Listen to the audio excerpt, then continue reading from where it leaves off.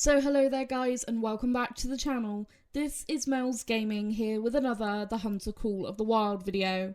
Now in this video I will be recapping EW's latest livestream in which Jaxiebeard took us out to look for some Tundra bean geese, which you can already see on screen, and it was really cool. We got to see them landing both on land and in water, which is something we never got to see previously with the Canada geese, so it was really cool to actually see them coming in and landing on the water. Very realistically, it was pretty awesome. So while I talk about a couple of other things that's going to be going on in the background, you're going to see some of their sort of landing behaviours and all that good stuff, and also Jaxie managing to shoot a couple, and then we will take a look at some of them that Jaxie actually managed to harvest, and take a look at them in the harvest screens and all that good stuff.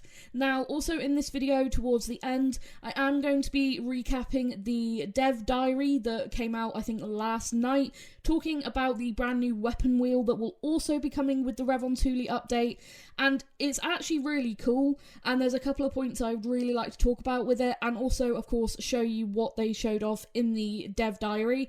Really, really cool, and definitely something I would recommend checking out, because I think that it's a feature that's going to be criminally underrated, and it's something that I think could have a lot more use than I think people might expect.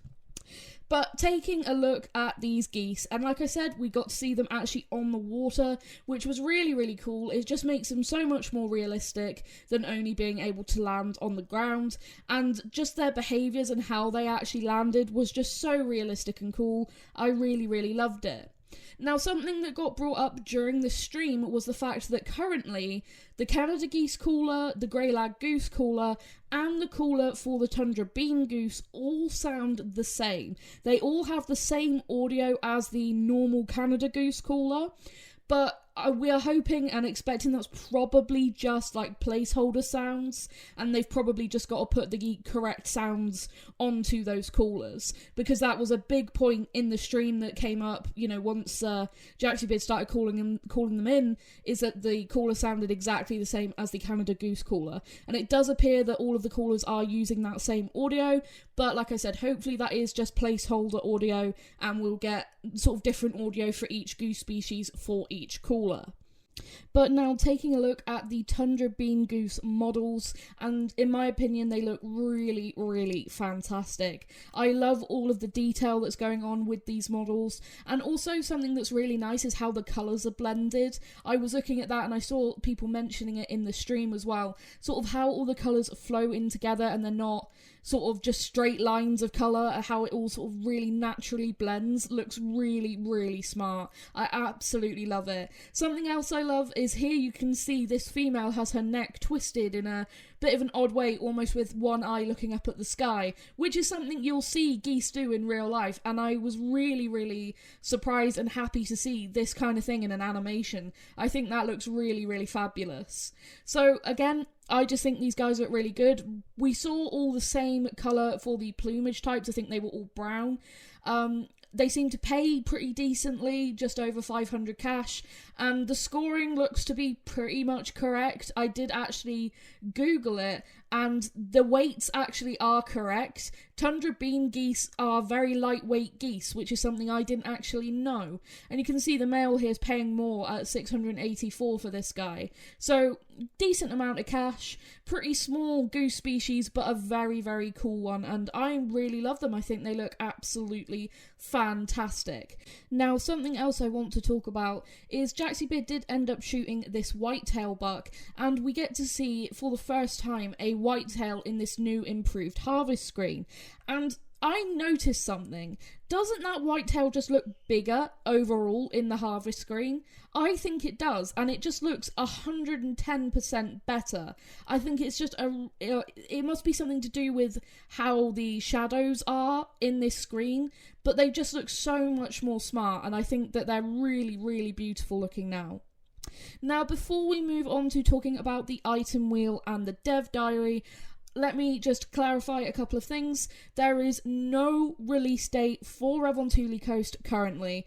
It was talked about again in stream, as it always is. There is no confirmed release date, and from what Jaxie Beard was saying, things are currently in the certification progress, basically waiting for, it sounds like consoles to actually go through and give their approval that, you know, they can actually put this update out.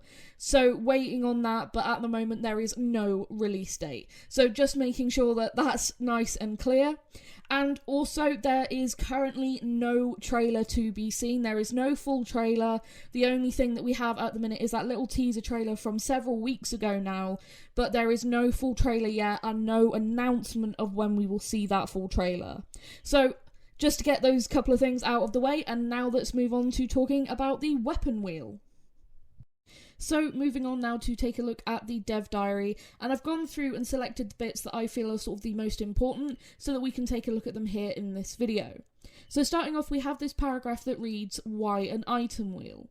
There are currently a couple of different ways to switch items in the Hunter Call of the Wild, but each method has its downsides. For example, selecting items with the D-pad or the mouse middle button is time consuming, as you have to scroll through each item one by one. The hotkeys are also available if you are a keyboard and mouse user, but there's still a problem where you have to remember which items are assigned to which keys. Another major issue is that there is currently no way to quickly swap ammo. We were aware that we had been receiving a lot of feedback from the community on these issues, so we set out to solve them by introducing a new radial menu, which is the weapon wheel or the item wheel. And a lot of people were quite disappointed when this feature was revealed, but I'm super excited for this. Just the ease of use, which you can see displayed here in this clip, which was included in the dev diary, you can just see how easy it is to just see your item and select it, which for me, playing on controller especially, is going to be hugely helpful, and I'm really pleased to actually see this being included.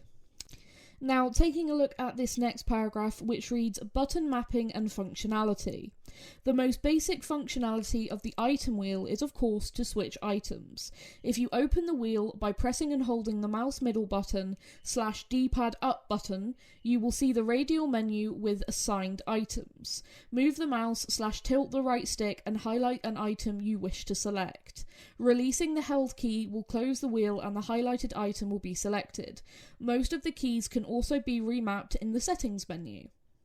If you are an owner of a hunting dog in the Hunter Call of the Wild, you may be familiar with the dog command wheel, which also takes the form of a radial menu. While keeping the look and feel of the command wheel, we have made changes to its controls to enable faster item selection. Instead of hovering over the slot containing the item you wish to select, the direction of the mouse movement will highlight slots. Closing the wheel will select the currently highlighted item.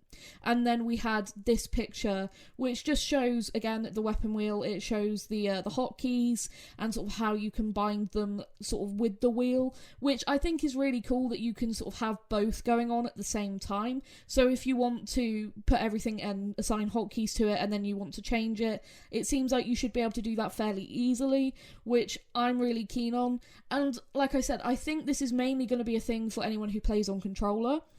But with the upcoming Waterfowl rework, there's going to be a heck of a lot new callers. So this weapon wheel may well be useful as a caller lanyard, effectively, because we have a radial menu like that in the Hunter Classic, which is called the Duck Lanyard, and you can attach all of your duck callers to it.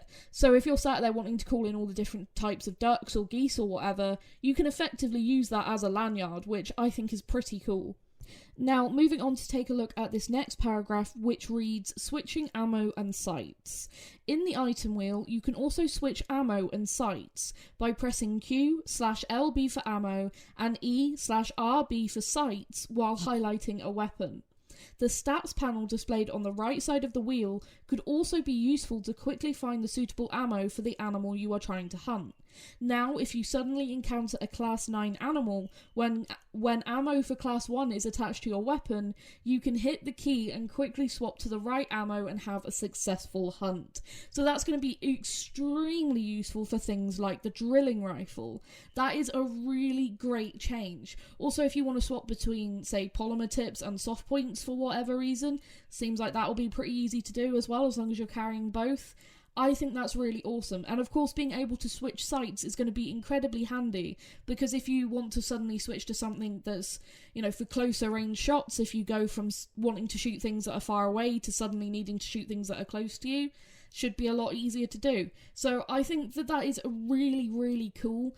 And like I said, I feel like this is going to be a very underrated feature of this update. And personally, I am really excited to get my hands on that weapon wheel, or item radial, whatever you wish to call it, and actually, you know, go and play with it, because I think it's going to be really, really helpful. And now hopefully I won't have to sit there and scroll through all my weapons every time I want to like change my gun or change my cooler. So should be really, really cool.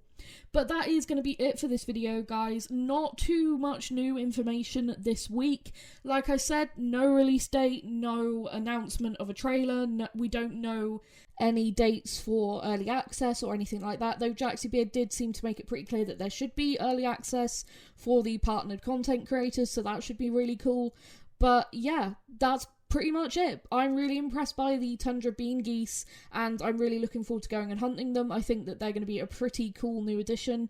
Would have been nice to see the grey lag geese. That's something that we haven't really got a good look at, and we still yet to have a good look at the mountain hares. All we've seen so far are their like little icon when you pick up a track or a sound from that animal. So yeah, I'd really like to see them hopefully in the coming weeks. But for now, that is going to be everything. Thank you guys so much for watching. I hope this has been useful and informative, and of course enjoyable. Thank you guys so much for everything and for all your support as always, and I'll see you guys in the next video. Thank you.